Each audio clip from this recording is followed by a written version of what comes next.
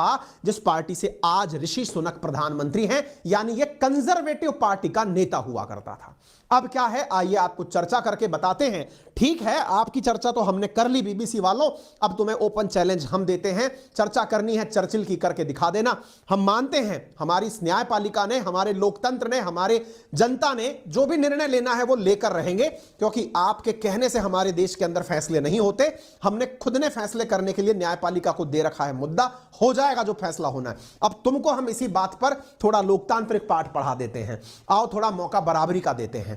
बेटा 1940 से लेकर 1945 तक ब्रिटेन के एक अंदर प्रधानमंत्री हुए जिसका जन्म 30 नवंबर को हुआ था 1874 में, जिसका नाम विंस्टन चर्चिल था। और यह व्यक्ति उस समय प्रधानमंत्री था जिस समय भारत के अंदर महात्मा गांधी के नेतृत्व में भारत छोड़ो आंदोलन चल रहा था। इसके नेतृत्व में जब विश्व युद्ध लड़ रहा था ब्रिटेन, और मित्र राष्ट्रों का लीडरशिप कर रहा था अपने आप को, जर्मनी के खिलाफ युद्ध लड़वा रहा था ब्रिटेन को, उस समय भारतीय सेना भी युद्ध लड़ने के लिए गई थी। लेकिन उस दौरान इस व्यक्ति ने भारत के लोगों के हिस्से का अनाज युद्ध लड़ रही सेना को भेज दिया था। और जब इसको यह बात याद दिलाई गई कि यह भोजन भारतीय नागरिकों की भुखमरी का कारण बन सकता है, बड़ी मात्रा में लोग भूखे मर जाएंगे, तो इसने कहा कि मुझे भारतीय लोगों से 1% दिलचस्पी नहीं है, उनके प्रति कोई हमदर्दी नहीं है, ये जानवर हैं और जानवर की तरह ही ये संतानें पैदा करते हैं। इसने आरोप लगाया था भारत के ऊपर और कहा था कि मुझे भारतीयों के प्रति 1% भी अपनी तरफ से सहानुभूति नहीं है, क्योंकि ये खरगोश की तरह बच्चे पैदा करते हैं, जानवरों की तरह बच्चे पैदा करते हैं, ज्यादा बच्चे पैदा किए हैं इसीलिए मरेंगे। मैं इनकी मौत के लिए अपने सैनिकों को कुर्बानी नहीं दे सकता, इनके हिस्से का खाना युद्ध में भेज दो।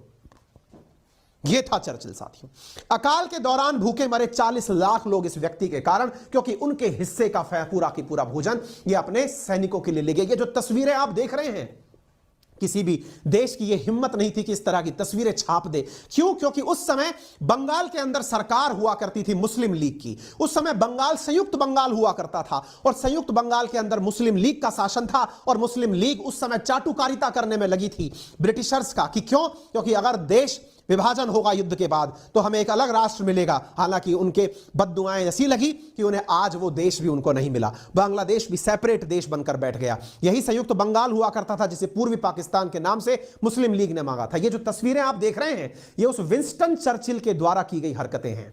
आप देख सकते हैं किस प्रकार से भूख के कारण साथियों हालात जानकर आपकी रूह कांप जाएगी। आपको जो आज तक इतिहास में नहीं पढ़ाया गया उस तथ्य को आप अगर जानेंगे ना, तो एक बार के लिए आपको मानवता से विश्वास उठ जाएगा, आपके अंदर खून खौल उठेगा। साथियों, हालात ऐसे हुआ करते थे भूख के कारण कि जो संयुक्त बंगाल था, जिसको आज पूर्वी बंगाल पश्चिम बंगाल के नाम से आप जानते हैं, भूख के कारण मरने वालों की संख्या इतनी होती थी कि ढाका और कलकत्ता की सड़कों पर मानव कंकाल बिखरे रहा करते थे। आपको जानकर आश्चर्य होगा कि मुस्लिम लीग ने ब्रिटिशर्स के साथ मिलकर ट्रकों में मानव कंकालों को भरकर शहर के बाहर कहीं किसी और कोने में फेंकने का टेंडर जारी किया था कि ये मानव कंकाल देखे नहीं जाते, इन्हें ट्रक में भरो और फेंक दो। आपके दिमाग में सवाल आएगा, उस समय भारतीय कांग्रेस क्या कर रही थी?